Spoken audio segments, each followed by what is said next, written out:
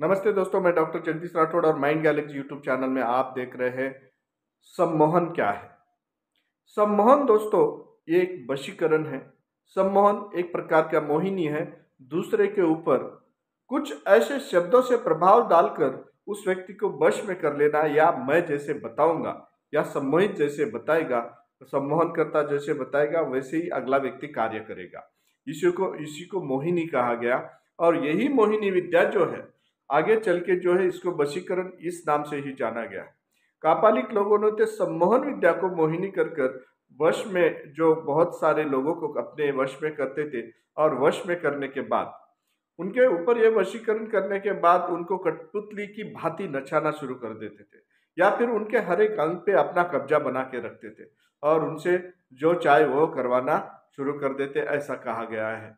और रासपुटनिक नाम के एक जादूगर थे। वो रासपुटनिक जादूगर ने तो यहाँ पर बहुत सारे अच्छे लोगों के भी ऊपर जो है उनके रोग दुरुस्त करने के लिए इसको उपयोग में लाया। और एक राजा ने राज रानियों को जो है, वहाँ के राज रानियों जो है, सभी महारानियों को जो है उनको वश में इस जादूगर में करके रखा था। और वो वश में करने के बाद में वो चाहते थे उसी तरीके से उनसे कार्य करवाते थे।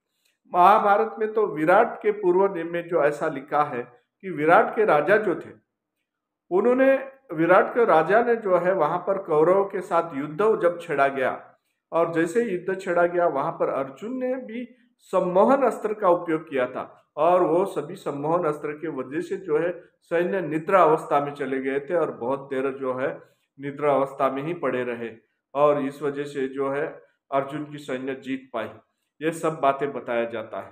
और इसी तरीके से ये महाभारत में भी इसका सम्मोहन अस्त्र का श्री कृष्ण ने उपयोग में लाया।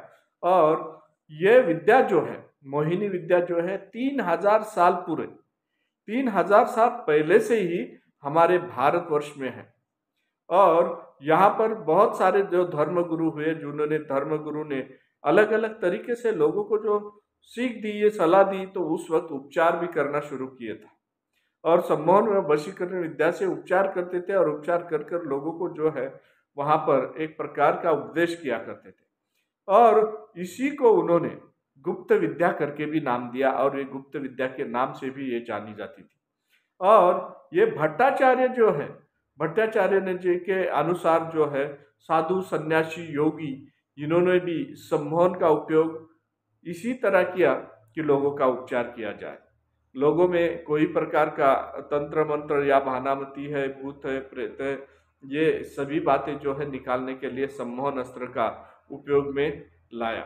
और ऋषि मुनियों जब तपस्या करने जंगल में जाते थे, तो जंगल में जाते वक्त जंगल में जो भी जानवर है, खूंखार जानवर है, हिंस्र प्राणी है, उन जानवर के ऊपर उन्होंने इतने अच्छे तरह कब्जा बनाए के रखा था कि वो जानवर भी उनको देख के शांत हो जाते थे, क्योंकि वहां पर उनमें ऐसी उन्होंने मोहिनी अस्त्र जो है या किसी जानवर को अस्त्र को ऐसा उपयोग किया कि उसको जानवर को अपने वश में करने के बाद में वो जैसे हम बताएंगे वैसे ही वो वश में होकर वहां पर शांत हो जाते थे। साथ ही साथ 500 साल पुरानी बात है कि वहां पर 500 साल पहले ग्रीक जो है विद्वानों ने इसी सम्मोहन मोहिनी या वशीकरण का उपयोग इस तरीके से किया था कि उड़ते हुए पंछी भी वो रोक लेते थे, उड़ते हुए चिड़िया वो रोकी जाती थी, और वहीं पे रोक के जो है उसी तरीके से वो रोक कर बता देते थे।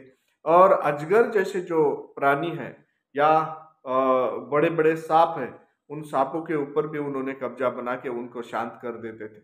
भालू जैसे जो है जानवर जो है उनको ऊपर भी उन्होंने कब्जा किया, और वो भालू जैसे जानवर है, बाघ है, सिंह है, इन लोगों को भी सर्कस में नचाने में वो ग्रीक लोग माहिर थे, क्योंकि यही सम्मोहन विद्या से उनको आंखों में आंखें डालकर देखकर ये उनके सम्मोहन की विद्या से जो है उनके शब्द के प्रभाव से जो है उनको नचाते थे।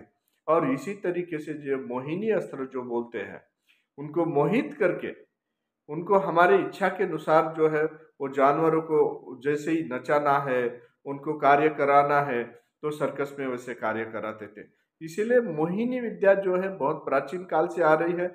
जैसे जीव जंतु की निर्मित हुई तभी से ही हमारी मोहिनी अस्त्र है या सम्मोहन कहते हैं, इनको उपयोग में लाया जाता है। नम नमस्ते।